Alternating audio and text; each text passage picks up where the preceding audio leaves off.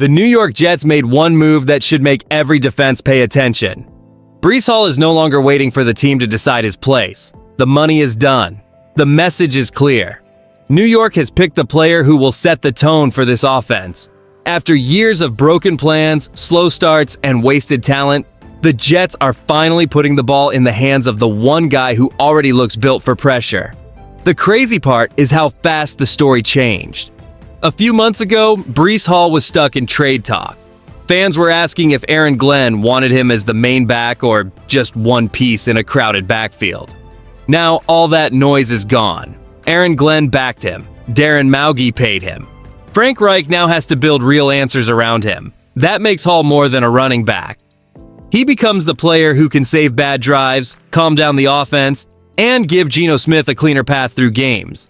But this deal also puts the Jets in a tight spot. They cannot pay Breece Hall like a star and then use him like a side piece. They cannot talk about a new offense and then fall back into the same old mess.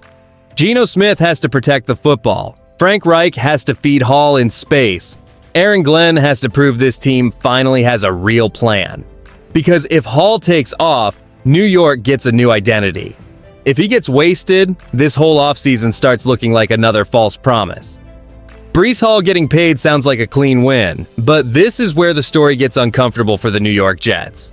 A great player can change a drive. A great player can lift a bad offense for a few weeks, but one player cannot cover up a broken plan forever. That is the part New York has to face now. They did not just reward Hall, they also made it harder to hide if the offense still looks stuck. This team has lived through too many fresh starts that looked good in May and fell apart when real games arrived. That is why this moment feels different, but also risky. Aaron Glenn has talked like Hall is one of his guys. Darren Mougey has moved like he wants a tougher roster. Frank Reich now gets the job of turning all of that into real points on Sundays. The names sound good, but the field will tell the truth fast. And that is the pressure sitting behind this whole move.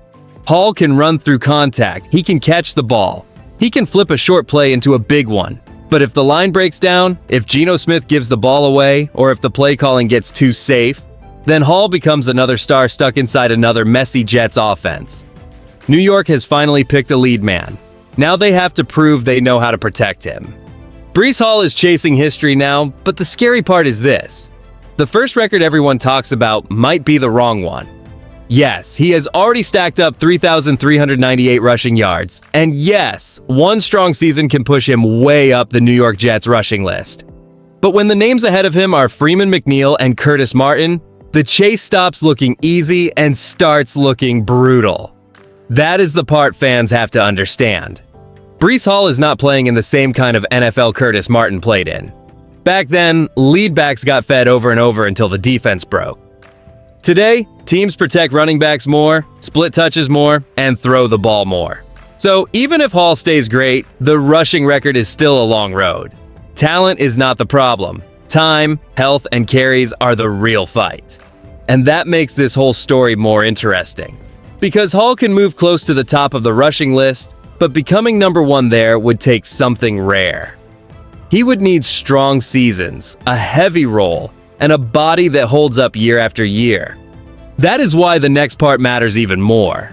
If the rushing road is too hard, there is another record sitting there, and that one fits Breece Hall much better. This is where Breece Hall's story gets a lot more dangerous. The rushing record is a hard climb, but total yards open a better door.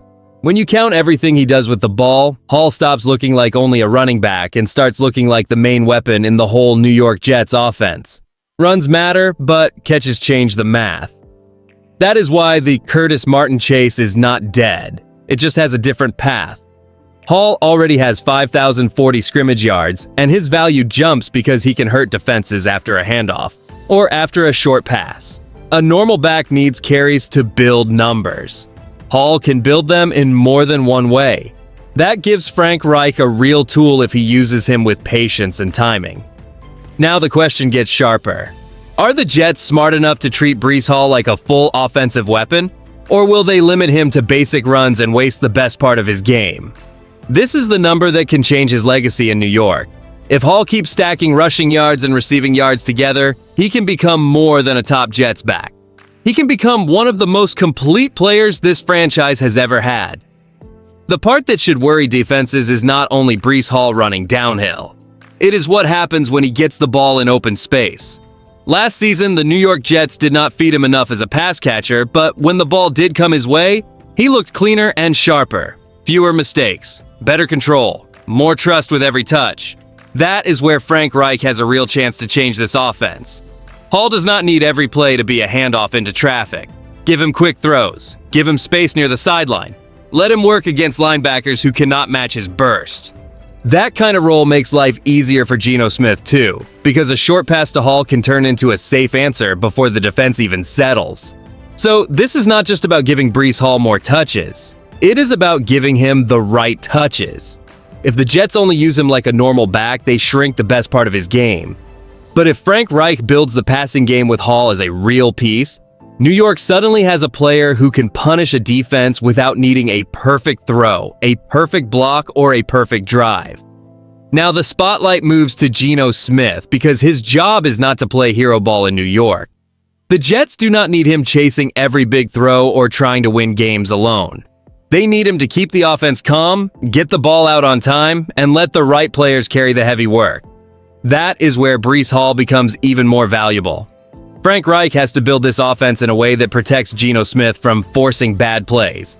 That means steady drives, simple reads, and smart touches for Hall when the defense starts bringing heat.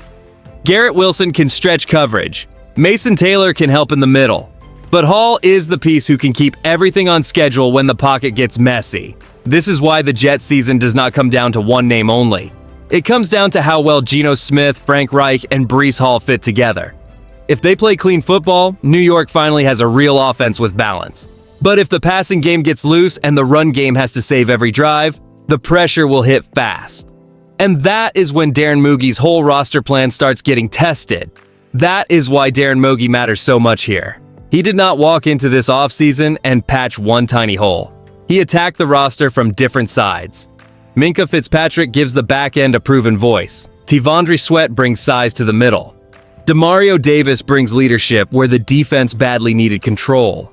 These moves were not made for noise. They were made because the Jets could not keep asking the offense to carry a team with weak spots everywhere. Then came the young pieces, and this is where the plan gets more interesting. David Bailey gives Aaron Glenn a pass rusher with real burst. Omar Cooper Jr. adds juice to the receiver room. Kenyon Sadiq gives Frank Reich another tight end who can help the offense stay flexible.